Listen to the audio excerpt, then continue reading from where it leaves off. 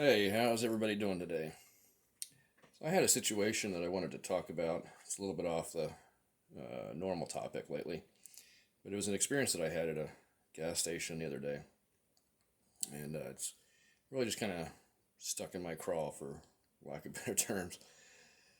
So I was standing in this convenience store. I went in to prepay for gas for my car, and was standing in line, minding my own business, and there was a young lady in front of me with a child. Wasn't even taller than my knee or knee high, so probably 2 or 3 years old, something like that. Uh, both black, or appearing to be, dark skinned. And then of course, I was the only white guy in line in the store, and I had a few black people behind me. So I'm standing there minding my own business, and all of a sudden, the little kid, the little 2 or 3 year old, knee high, turns around and starts like pointing his finger at me and like acting like he's yelling at me and started saying something about me being racist. And so I'm standing there and I'm just looking at him and I'm smiling and I'm laughing because I'm thinking to myself, this kid doesn't even know what the hell he's talking about. He's so young. He's just spouting off the shit that he heard from his parents or from the news because they left the TV on. So as I'm standing there, I start laughing, and the guy behind me, there's a black man behind me. He kind of comes around to the side and gets my attention and makes a comment about with a big smile on his face, how kids say the darndest things, and I started laughing a little bit more. I said, "Yeah, that reminds me of that show back in the day, Kids Say the Darndest Things, that Cosby had hosted, I believe." Uh, I said, "It's amazing. It's amazing what these kids learn when they, pick up words from their parents because they're in the room listening to conversations that they shouldn't be because of bad parenting. And then, of course, they probably pick up some of it too from the TV when it's left on certain news channels or certain programs that have a certain bias." And so I started thinking about it, and it occurred to me, how how is it racism or how is it white supremacy when it's the parents that are teaching these things to their kids, whether directly teaching them or by their example, showing them how to act and how to be, according to their own knowledge. Um, that tends to get them in trouble from in various many ways. So I started to consider this, and then I started to think more about just the idea of the colors. I used to hand mix by eye water-based dyes for leather and vinyl repair, plastic repair. And so I would use the primary colors, red, yellow, and blue, with the tinting shades, white and black, to mix any color, whether it's pink or orange or brown. It didn't matter. I could mix any color, any shade, by eye.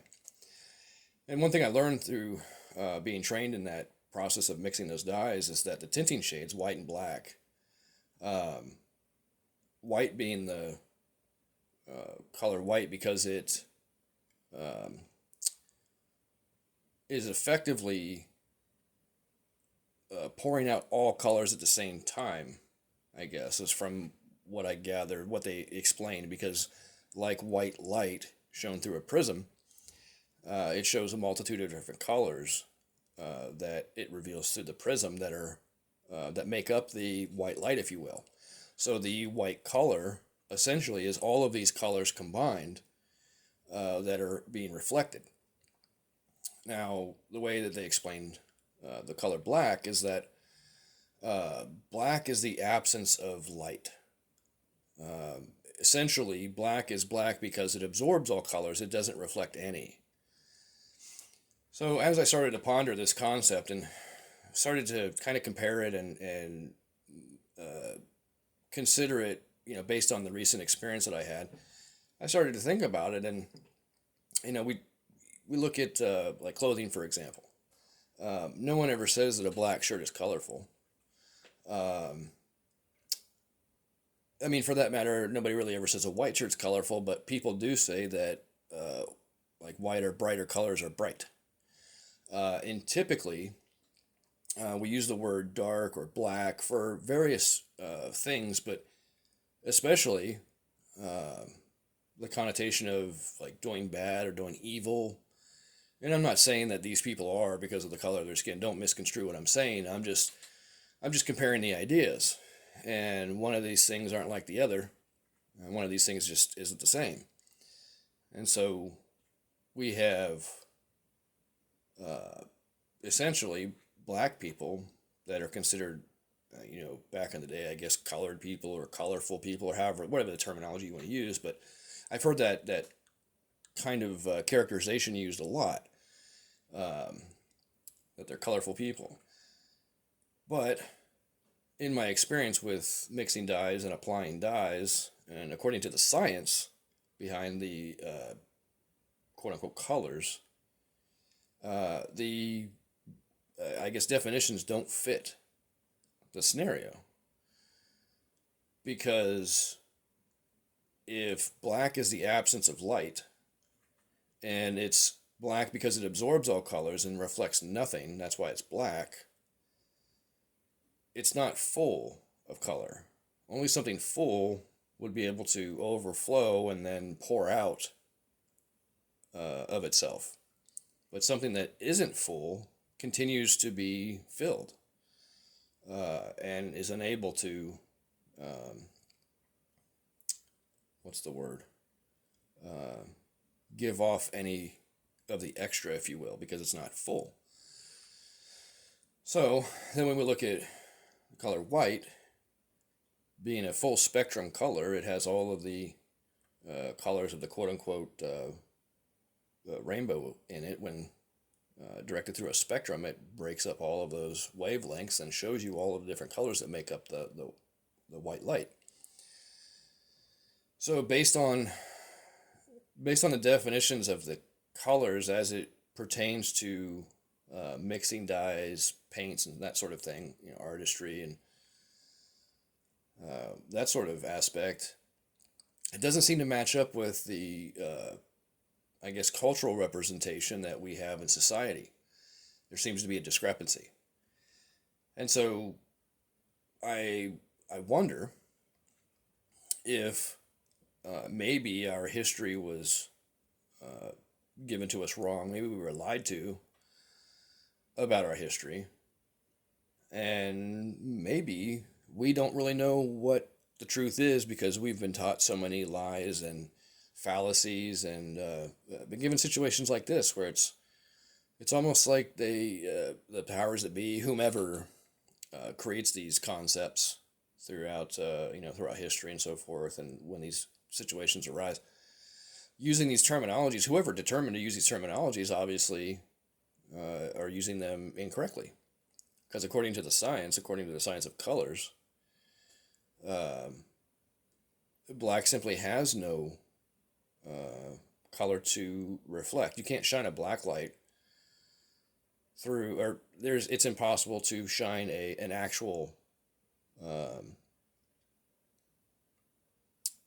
darkness, let's say that. Because a black light is UV light, it's actually part of the visual spectrum. They only call it black light because of the fact that it's different from the other types of visible light. But it's actually not black. In fact, most of the time, all the times that I've seen a UV light or a quote unquote black light, it's actually shined a purple color. And it's caused everything that it shines on, especially the brighter colors, to shine even brighter, to stand out even more. In fact, that's many times what these lights are used for, is to accentuate those accented colors, if you will, on the clothing or what have you. And so, again, it just seems to be a discrepancy between the concepts. And I'm not drawing any conclusions as to what it means necessarily. I'm just stating the facts. I'm just presenting you the information that I came across myself and am pondering to draw my own conclusions, to determine what it actually means, because obviously there's a discrepancy. One or the other is incorrect. Either the science behind the dyes in the concept of white and black is incorrect, or the concept of how we use white and black in society, referring to so-called races, it seems to be the opposite concept. So I would ask you to consider this idea and think about it. Before you rush or jump to any conclusions, think about it for a minute. Do some research. Definitely don't take my word for it. Look into the concepts of the color white and the color black, and how white light is, what's the word? Refracted, I think is the word, through a spectrum, and it shows all the different colors that make up that white light. So I encourage you to do your own research and draw your own conclusions, but I encourage you to draw your conclusions based on the truth and the facts, not popular misconceptions, not what society says, not what people say. Because unfortunately, I think that's what's got us into this mess in the first place, is just believing what people say and not actually verifying any of it. So with that being said, as far as a conclusion to this, I'm not really sure what to make of it. I'm not making the determination that black people are evil, or I'm not making the determination that necessarily that black is evil, or that white is good. But for some reason, these terminologies, these concepts are used in our society, I think, in a manner to create divisions and confusion. Because typically when people get confused, especially low IQ, uneducated people, doesn't matter what color their skin is, when they get confused, typically they get violent. Because they get upset. They get frustrated because they're confused. And because of the low IQ and uneducation, they can't process the thoughts and emotions properly, and it usually comes out in violence. And so that's what we see. And so, I guess based on the evidence, when you look at the video evidence of all the rioting, all the violence, and everything else, that whether or not it was due to white supremacy or whatever excuses people want to use, I don't know. I frankly, myself, I find it a little insulting that so many people want to jump on this bandwagon of white supremacy when, I can't speak for every area of the country, and, there may have been, racist things happening, but it happens in all races, all colors, so to speak. It's not, what's the word? It's not restricted to one color or one race, quote unquote. It is across the board. We are all capable of acting like this. But unfortunately, like I found in my situation that I was in that gas station, that here I am the only one around that looks the way I do, and I've got people, and especially children, pointing their finger at me because they see something that doesn't look like they do. And so they label it and call it something that it's not because of, I guess, fear or ignorance. I'm not sure. It could be part of it. Could be other things too. But, frankly, it's just downright ignorant to not give a being the benefit of the doubt, to show their character and who they are, but just to be judged by the color of their skin. Well, quite frankly, I've never done that to any quote-unquote black person, or any color for that matter. I always give people the benefit of the doubt. I treat people the way I want to be treated. And so, I guess with that being said, that idea of treating people the way you want to be treated, maybe it's these people, calling people racist when they're not. Maybe that is somehow, how should I say, motivating the universe, or God, or creation, whatever you want to call it, to manifest these same actions, or these same accusations, rather, in their own life. And so maybe a lot of these people that are claiming that everyone's racist are the racists themselves, and they've created this situation in their own life and become the racist, but maybe because of their um, possibly low IQ or being uneducated, they can't identify the fact that it's them. It's them that is the problem. Because I was taught as a young child that when I point my finger at somebody, I've got three fingers pointing back at me. So if I'm going to accuse somebody of something, I better make damn sure well that I'm not performing the same activities that they are, because that would make me a hypocrite, right? So again, I just, you know, this came up out of the blue, and it's been on my mind and heart for the last couple of days to think, to talk about it and discuss it, because it doesn't make any sense to me. Um, I hear these claims all the time that, people experience all this racial stuff, but then when I see the video evidence, none of it's racist. People have redefined the term racist to fit any narrative that they find themselves in that they don't like. And so what's gone from true racism has turned into the use of the term racism because people are, their feelings are hurt.